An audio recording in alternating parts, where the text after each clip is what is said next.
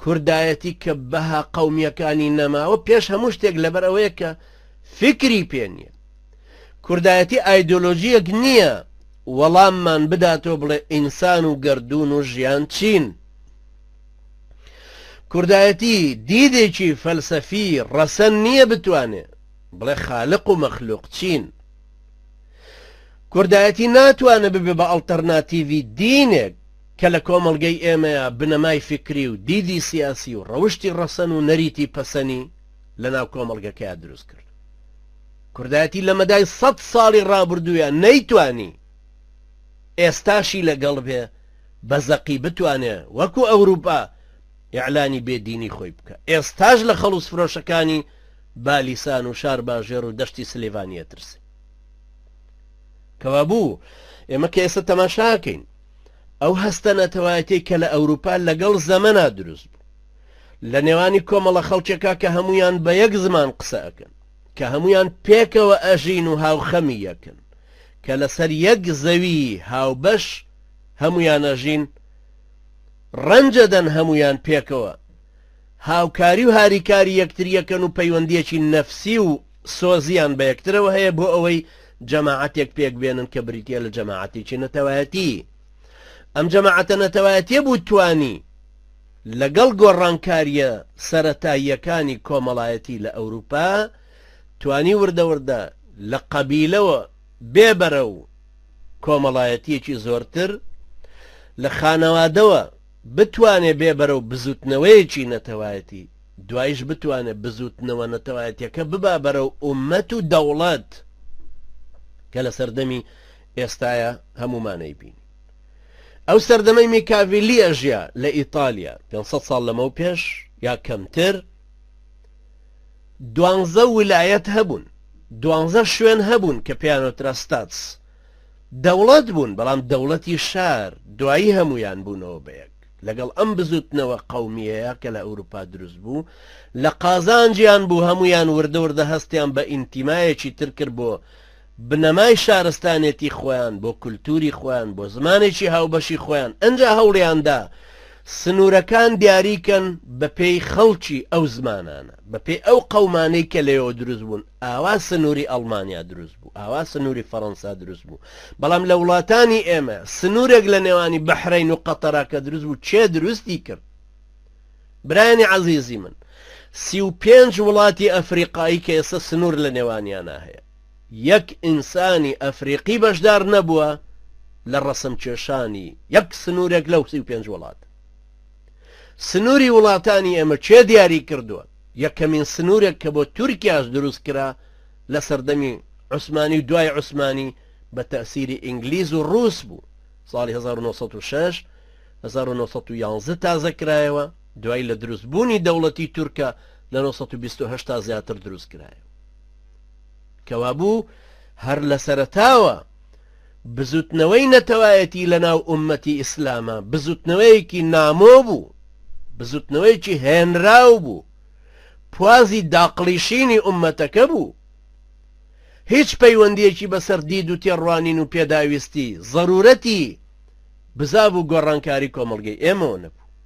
بۆیە لە سەرەتاشەو قیادەکانی هەمووی مەسیحیەکان بوون، یان ئەو کەسانی کە ئاوا متەئەسیر بوون بە ئەوروپا.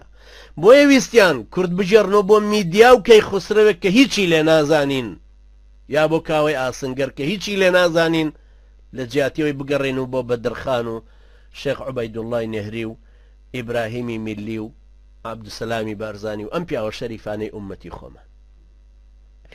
بۆ خۆی کوردایەتێکە ئێستا دەسەوسان وەستاوە. ئێستا یەکەمین شتێک کە دۆڕاندوێتی ئەوەیە کە لە نەبوونی فکرەوە هاتووە وەکو پێداویستی کورد کە پێویستیان بەوە بوو مەزڵومیەتی تورک و عەرەب و فارسیان لەسەر لاچێ، عەلەمانیەتێکی بێدینی کوردی تێکەڵ بە بزوتنەوە ئازادی خوازیەکە کردو بۆی ڕەواجی پێ بدات.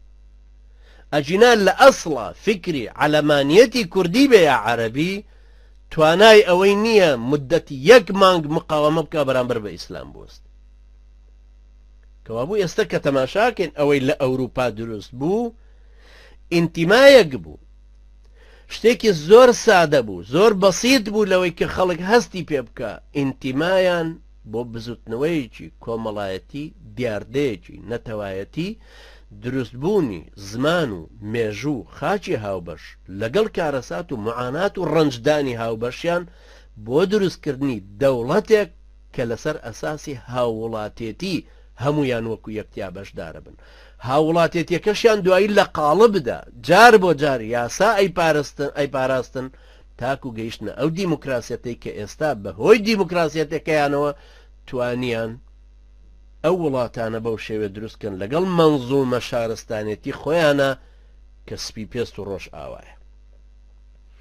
ئاوا تەماشاکەین کە ئەڕوانینە بیرمەندەکانیان، چاکە خوازەکانیان، سیاسیەکانیان، بزوتنەوە قەومیەکانیان، بزوتنەوە سیاسیەکانیان کە ئەڕوانینە زمانەوانی، کۆڕی زمانەوانیەکان، کولتوریان، ئاوا سەیرەکەین لە یەک دەوڵەتە جێیان بوت.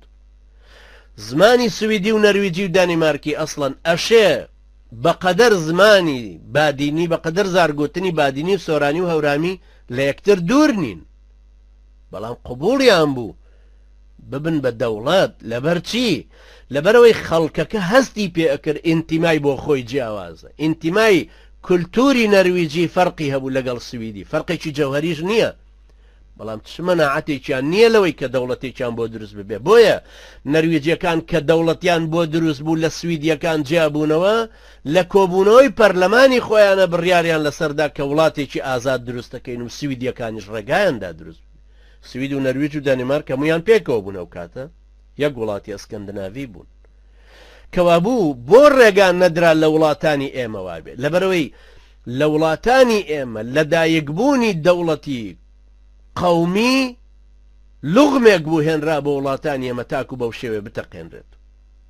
بۆیە تەماشاکەین فەرقێکی زۆر جەوهەری هەیە لە نێوانی دروستبوونی دەوڵەتانی قەومی لە ئەوروپا لەگەڵ وڵاتانی ئێمە. وڵاتانی لای ئێمە هەمووی فەشەلە. کاریگەری گەورە لە دوای ڕێکەوتنەکەی سایکس پیکۆ بوو لە دوای 1916 بوو کە بڕیار درابوو دەوڵەتی عوسمانی لە توپەت بکرێ و سنوورەکانی بدرێ بە خەڵکی. دوای ئەوە بوو ئیتر عێراق دروست بوو، سووریا دروست بوو، ئوردن دروست بوو، لوبنان دروست بوو، میسر تا ساڵی 1990 خۆی بە ئومەتی میسری ئەدایە قەڵەم، بە قەومیەتی میسری ئەدایە قەڵەم. لە دوای ئەوەوە زمینەیەکی فکری قەومی بۆ دروست بوو کە دوای جەمال عەبدولناسر خستێ چوارچێوەی نەتەوەی عەرەبیەوە. یەمەن تا ساڵی 1961ش خۆی بە قەومی عەرەبی نەئەزانی تا ئینقلابەکەی عەبدوڵڵا سەلال کراکە لەوێ. جەزائیر تا ساڵی 1962ش خۆی بە ئومەتێکی جەزائیری سربەخۆ زانی. لیبیا تاکو 1969 هاتنی قەزافی خەڵک خۆیان بە وڵاتێکی سربەخۆی لیبیە زانی. هەروەها بڵە بە نیسبەتی دەوڵەتە قەومیەکانی ترەوە سۆمال بن یا فارس بن یا تورک بن یا ئەوانیت.